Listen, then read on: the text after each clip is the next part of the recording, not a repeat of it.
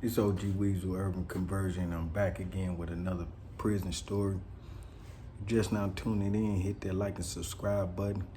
I done 20 years on a 30-year Fed sentence. I was one of the recipients to receive clemency from Obama. Shout out to Obama and his whole staff. Thank you. I did 20 years on a 30-year federal prison sentence. Hit that like and subscribe button. This story here, it involves only me. Not really just only me, but, trying to deliver this story in the magnitude of not, I don't know if you can, I don't really want to do too much cussing or to deliver this story in the magnitude of under the cussing and, but sometimes it slip out and I do it. So I'm gonna try to get better with that. Pekin, Illinois, federal prison. Pekin, Illinois. Think I made it there in 2002, 2001. I had only been in a few years at the time. Well, a little more than a few years at the time, but when you have a 30-year sentence or a extreme number, 20, 10, even 5, I can't downplay nobody time, because being away from your family and your loved ones, it ain't an amount of time that you can really emphasize to say you hurt or you don't feel some type of way when you're away from your daily activities and doing things that you normally used to doing.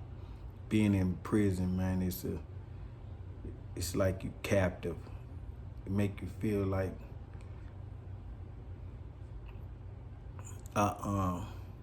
it's a horrible feeling, man. I ain't want to say slavery because I ain't never been a slave, but it's the tactics of it,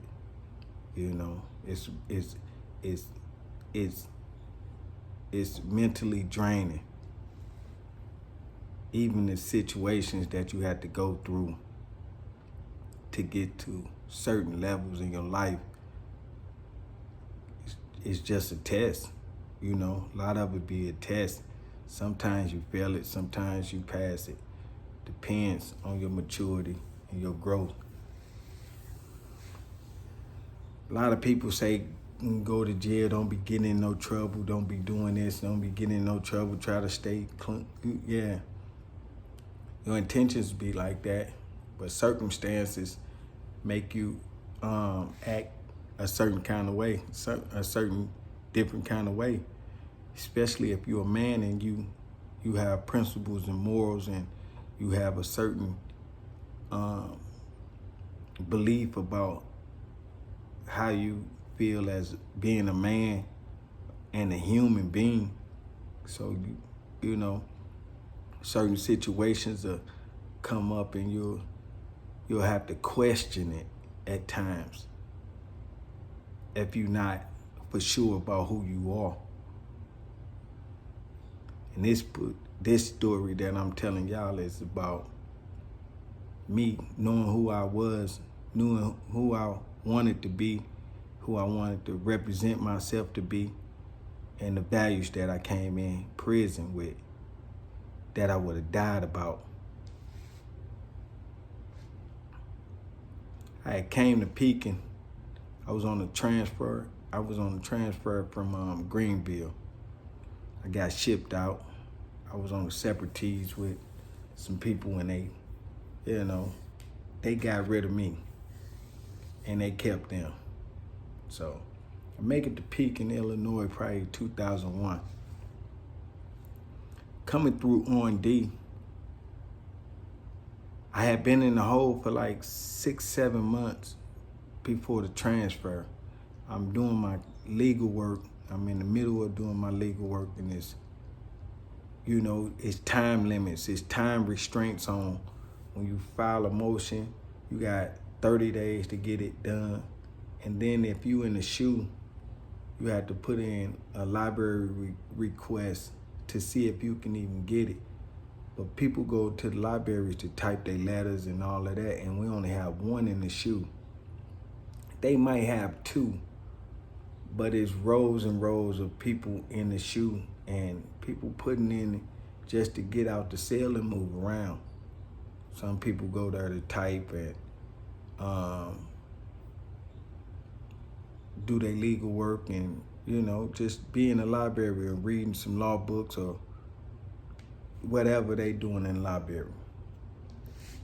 So the waiting list be a long time if you in the shoe. Then you only get an hour or two in there because somebody else got it for this time. So it's hard getting in the library and while you're in the shoe. Then you have to have a typing ribbon and all of that. So it's hard to even get your stuff done being in the shoe. So coming from Greenville, from being in the shoe, I was already bagged up on my legal work. And I had a guy, Mr. Bass, OG from St. Louis, actually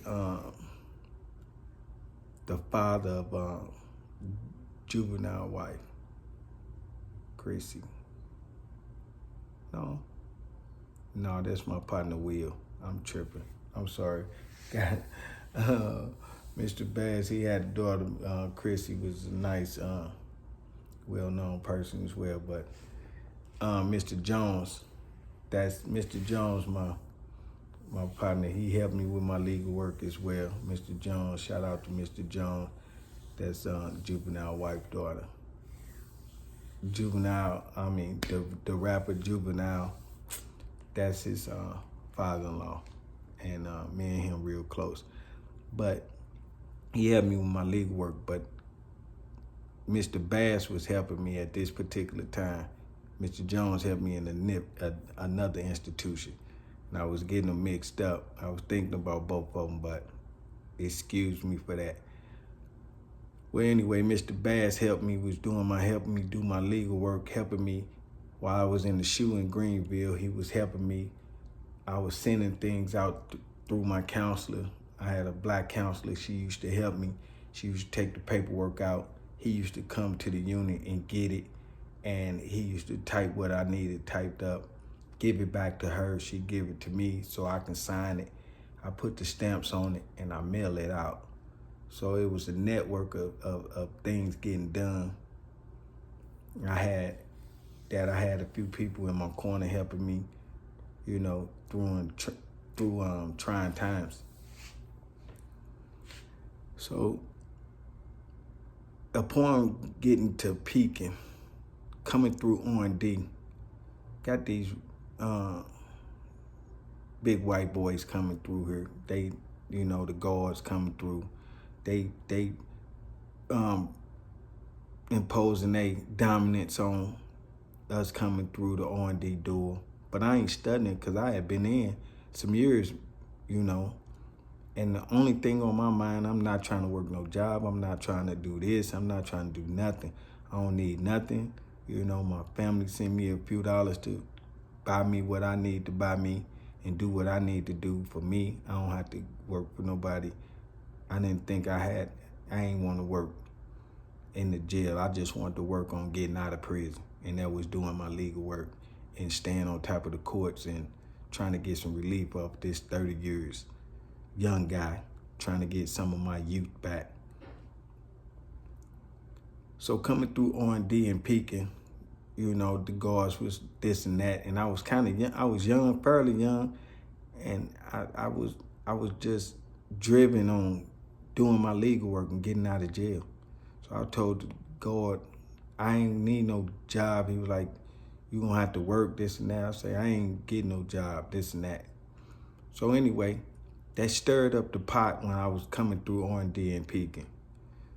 After a few days of going through R&D and going through the little situation of getting settled, going to get your laundry and all of that, the same guard that was in R&D was like, you ain't working yet because you gotta get your paperwork, you gotta get your phone on. They gotta acclimate you into the system, even if you coming from a transfer. So your phone won't be on for a couple days, shit like that. So once those things get acclimated on, and you can move on with being processed in the system. Then after you get your laundry and you go see the doctor and whatever else they got on the call out for you to do. Then after you doing that, it's like orientation after you come through R&D. Then they give you a job assignment. It'd be on the call out. Call out is a sheet of paper with a list of names, everybody's name on it, and it tell you if you got a doctor's appointment, if you got to go to the one of your classes or something like that. So it come out on the call out. And if you in school, it be on the call out, like, school, whatever, this and that. It tell you where you got to go every day. I go see my counselor doing the initial review, because when you first come in, they got to sit down with you, because they got your file, but they want to get a visual on you, and they want to just, get you kind of acclimated into the unit or the jail you in the unit that you're going to be in. You're counseling them. So initially, they're going to see you. So I go see mine initially, and I go in the back first time, seeing that she like, Miss Bess, she was like, Carmichael, you kind of pissing people off or something coming through here, I guess. I said, I ain't pissing nobody off. I'm here to fight for my life, get out of jail, do my law work, and go home. I don't care about making no friends, none of that. This is my mindset. She was like, well, you be careful of who you. I'm like, nah, they better be careful. After a couple days went past, I go up to the kitchen, and the same guard outside the kitchen. Like, as soon as I come out the door, he like, Carmichael. He know my name and resonated in his soul for some reason. I ain't been here this long. Called me up. I'm like, what's up? He like, turn around, pat down. I already know he trying to be a little dickhead or a little asshole anyway, so I turn around, man. Well, yeah, all right. He like, you got a job yet? I say, man, yeah, I got a job. And he say, where you work at? I say, yeah, I'm working on fighting for my life. That's what I'm at a job all day, all night, 7 days a week, 24 hours a day. I'm working on my life. You know what I'm saying? Trying to get back to the people that it matter to. So he like, oh, so you ain't got no jailhouse institution job? I'm like, I don't need no job. He like, yes, you do. Like, all right. And I walked off. 20, 30 minutes later, man, my counselor called me in the office like, Carmichael, I don't know what you done done to these people, or I ain't got nothing to do with it, but they signed you up for facilities. That's like it's another job site in the feds where you go, like the maintenance department, where they cut the grass, where they fix the washing machines and the dryers and the microwaves. It's just a place where they, it's like a warehouse of utility shit. You know what I'm saying? So she like, they called you to come to work. You supposed to went over there to go to work. I'm like, I ain't got no job. Like, well, they put you in the system to go over there.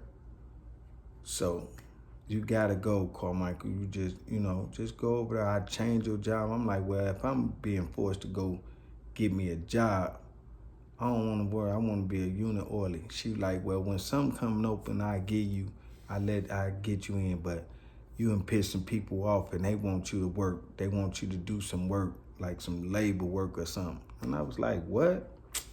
Yeah, all right. But I ain't mind. I don't really mind cutting the grass or doing something mentally active for myself, that's something mentally sustainable that I can live with. So I ain't mind cutting the grass. It wasn't like, and I'm fairly young and I'm active, so a good sweat didn't hurt, Then you learn how to use the big ride lawnmowers and all of that. So you using that for tactics later on. Like, okay, I learned how to work this heavy equipment, this and that. It's a benefit for me.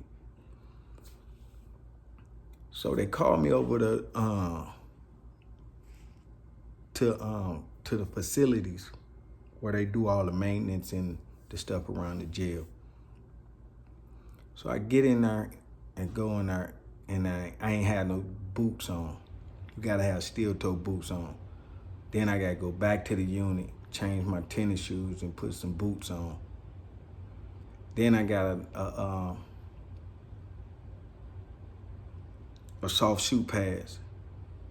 So they was telling me, okay, well, they gonna order me some shoes with some steel toes that have a quality of a soft shoe. I don't have to wear the boots. But I gotta go to medical and get that done because I got some bad knees. So I go in this facility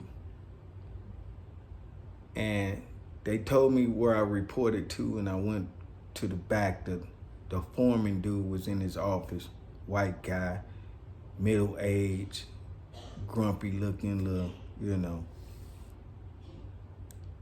I go in there, I was like, Carmichael here, man. And he look up over his glasses when he heard my name, when I said my name. It's like, oh, you Carmichael. And I was like, oh, shit. Here we go with this. I ain't never met him in my life. When I said my name, he looked up over his glasses like, oh, you Carmichael. And next thing you know, he said, Carmichael, you done pissing people off around here.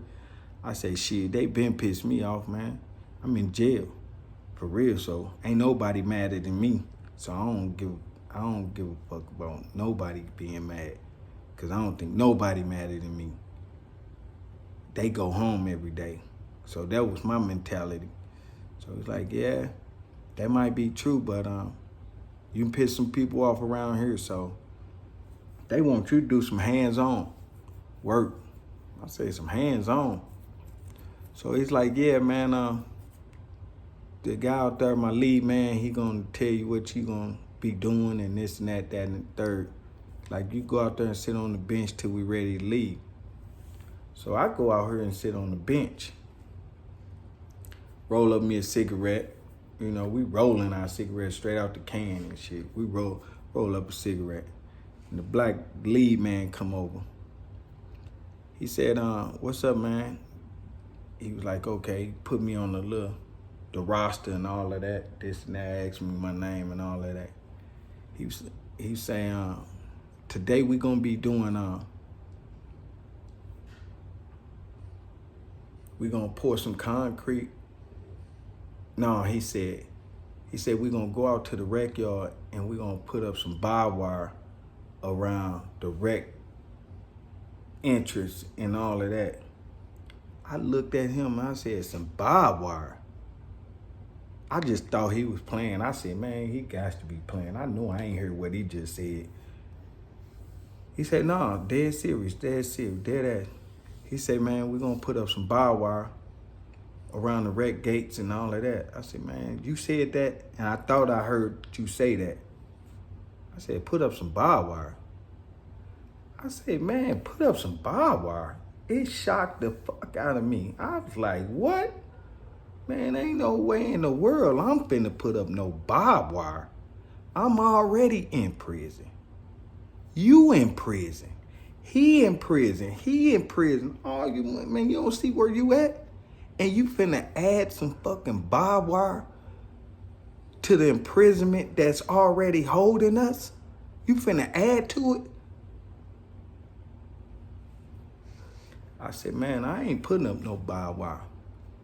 He like, well, man, if you don't want to help with the barbed wire, man, we gonna pour some concrete.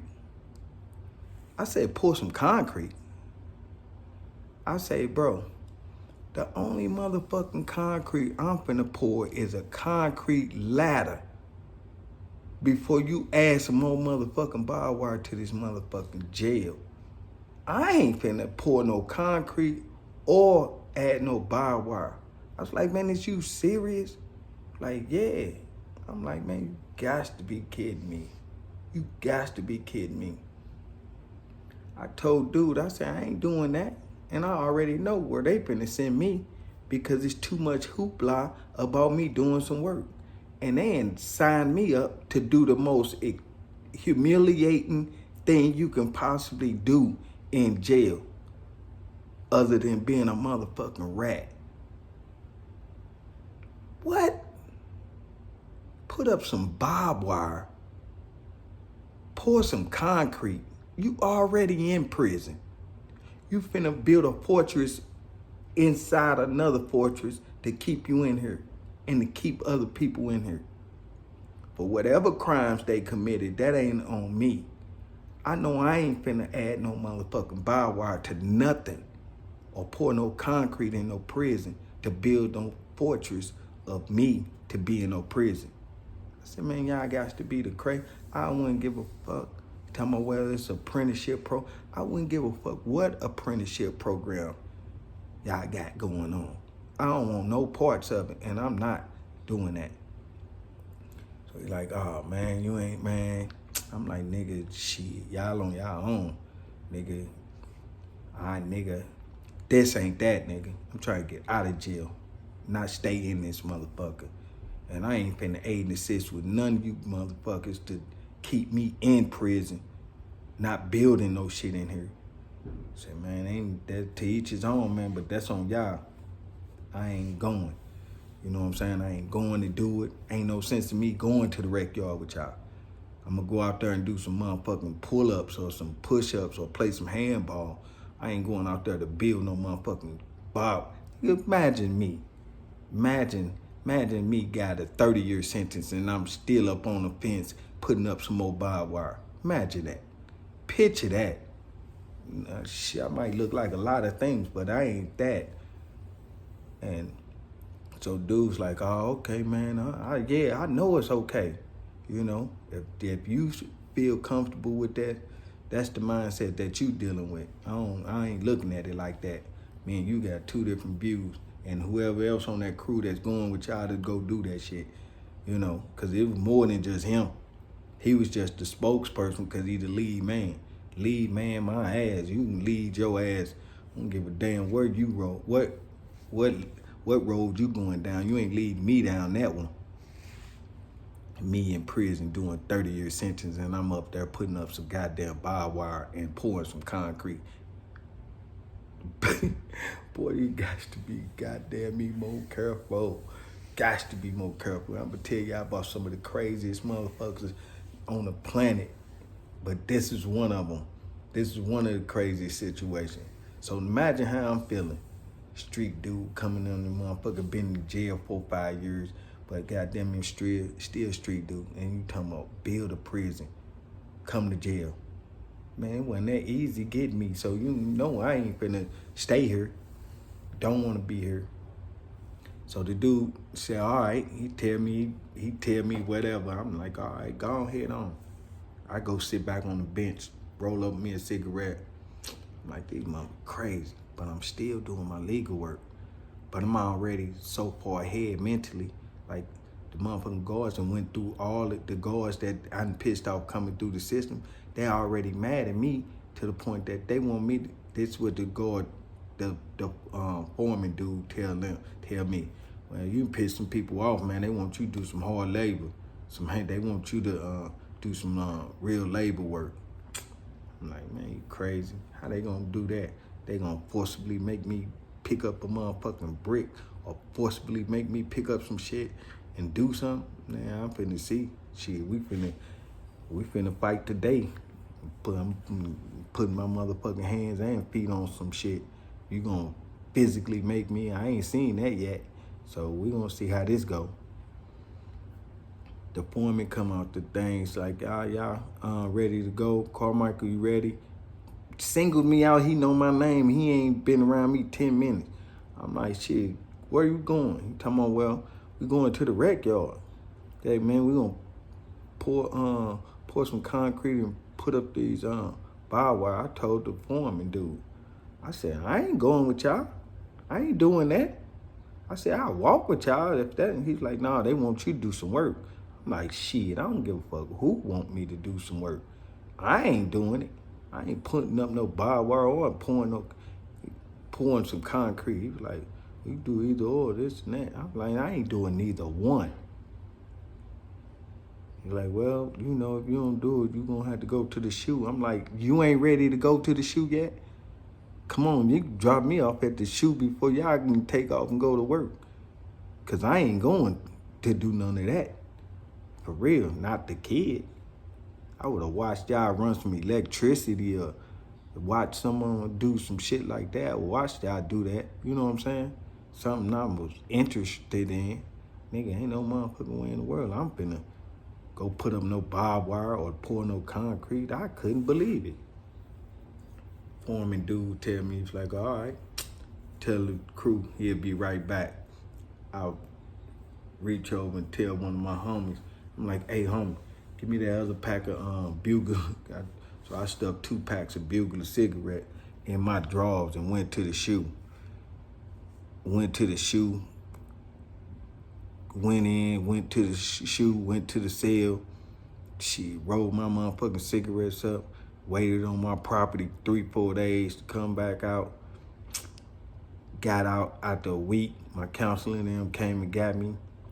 I'm like, man, they like, Cormac, you ain't gonna program? I'm like, shit, hell yeah, I program. I ain't doing that. Give a fuck. And then the cold part about it, the feds make you know shit be wrong. You know what I'm saying? I beat the shot and everything. I got a shot for refusing the program and all of that. I beat the shot because in the feds, we are not accountable to do contract work with the feds. You don't supposed to be pouring no motherfucking concrete or making no motherfucking pathway in the feds. They got outside contractors for that. Putting up barbed wires, that's security risk.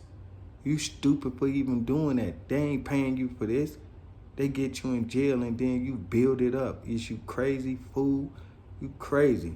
Now, I ain't saying knocking everybody for whatever craft that they learning to better themselves after prison. That's something different. You know what I'm saying? Because I went to school in federal prison. Got my upholstery license. I got my heating and cooling license.